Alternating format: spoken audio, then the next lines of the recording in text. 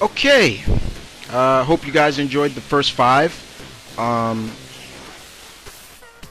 and let's get to the next five. Countdown still going, still going, still going. 5 through 1.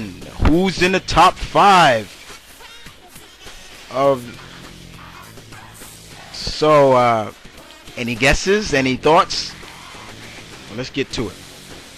Number 5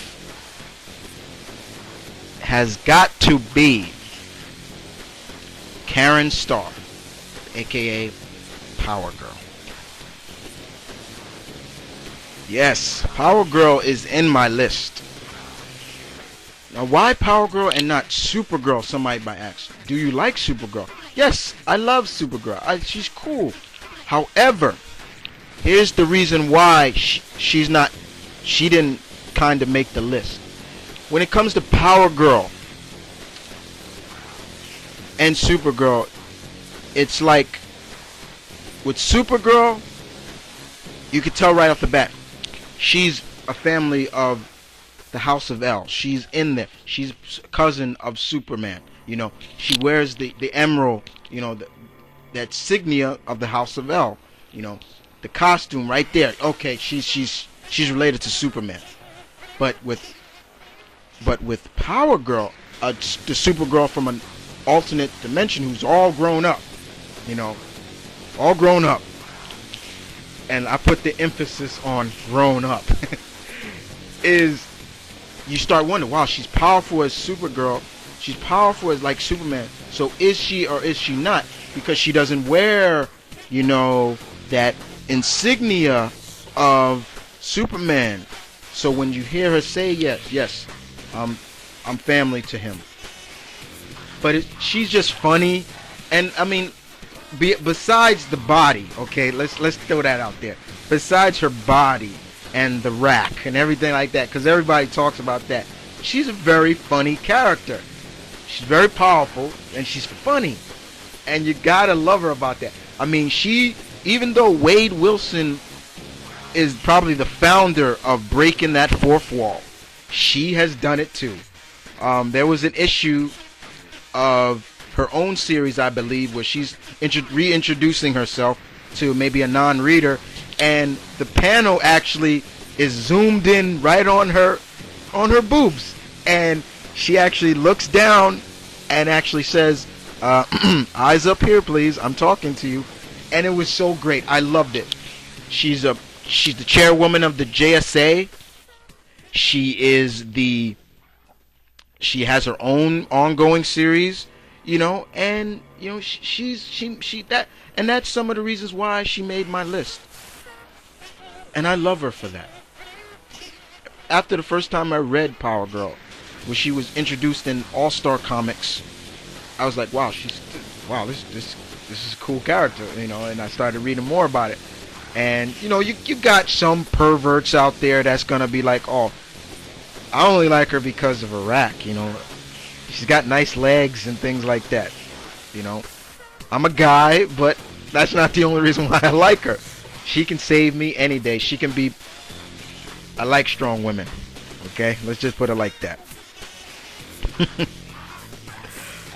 Number 4 on my list has got to be Barbara Gordon, aka Batgirl, aka Oracle.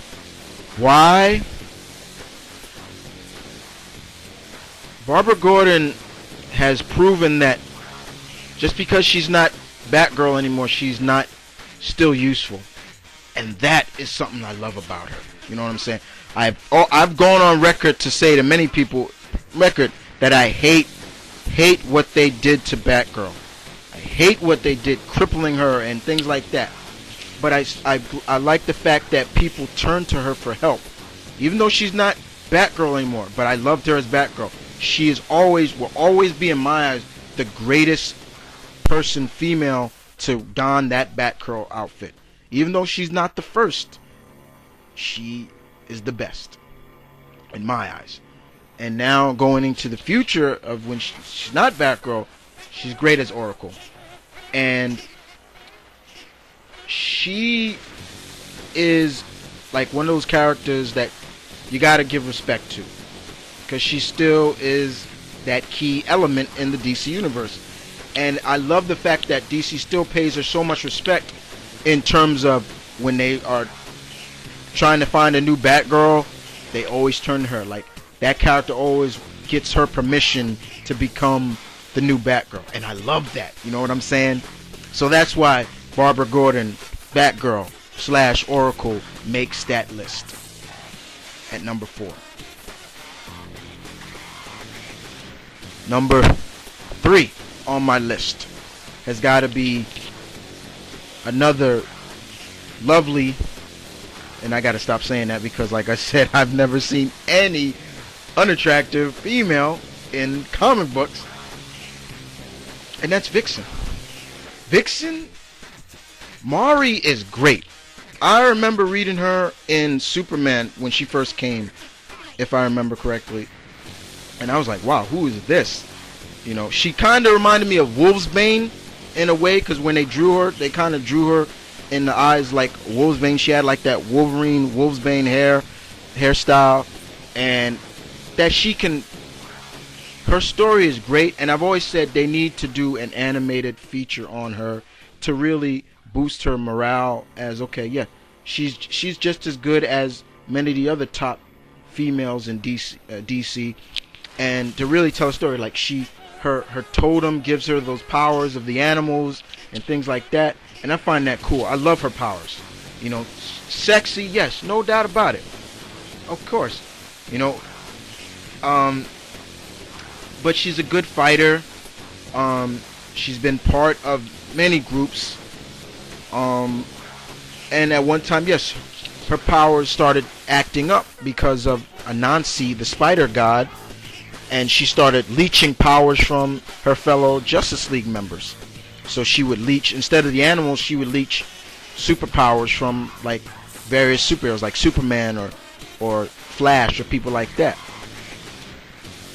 And then her powers got fixed and things like that. So it was great to see that. But yeah, Vixen is great. I love her. Very much a great character. She's up there. Very much up there. And number 2. Who's number 2? Another fellow leather-clad, fishnet stockings heroine, Black Canary. See, I got a blonde in there. I got another blonde in there. But let's not stereotype this blonde. She is very intelligent, okay, and she's badass. Great fighter, no doubt about it. And does she does she have powers? Yes. That voice. And I've always said I would love to see her and Siren, Banshee's daughter from X Factor, go into a screaming contest to see who can do it, who's got the loudest. But Dina is very great. Very powerful, very strong fighter. And I've always said Ollie is a lucky man to basically be married to her. Look at her. I mean, wow. And kind of we can kind of see who runs the pants in that family. And I don't think it's Ollie in some ways. I think she can get what she wants from Ollie, like just by, and I would hate to, and with all funniness aside, I would hate to get into an argument with her, because she might yell so loud she may activate her powers and blow you away or something like that. But Black Canary makes the list of being up there. And you gotta love her, because in some ways you knew she was going to be a hero. Just she grew up around the older JSA members, because her mother was the first Black Canary. So you should have known. It was always in her eyes. She knew this is what she wanted to do. And number 1 should be no surprise to anybody. And that's Wonder Woman. In my eyes, she may not be number one in DC heroines in somebody else's list, but you got to give Wonder Woman the credit. She, to me, is a combination, and I'm quoting Beth Phoenix: skill, strength, and beauty. You know, she can play rough with the big boys. She's like that. To me, she's like that tomboy friend you had that will play all the great rough sports with the boys, but then when she goes to that prom or something, which you see that, oh yeah, she's all woman as well, you know. And that's all I gotta say about Wonder Woman on that. But that's my top 10 super DC heroine list. Feel free to give yours. It's Mount Verda Kid saying peace, one love, keep it real. I'm out.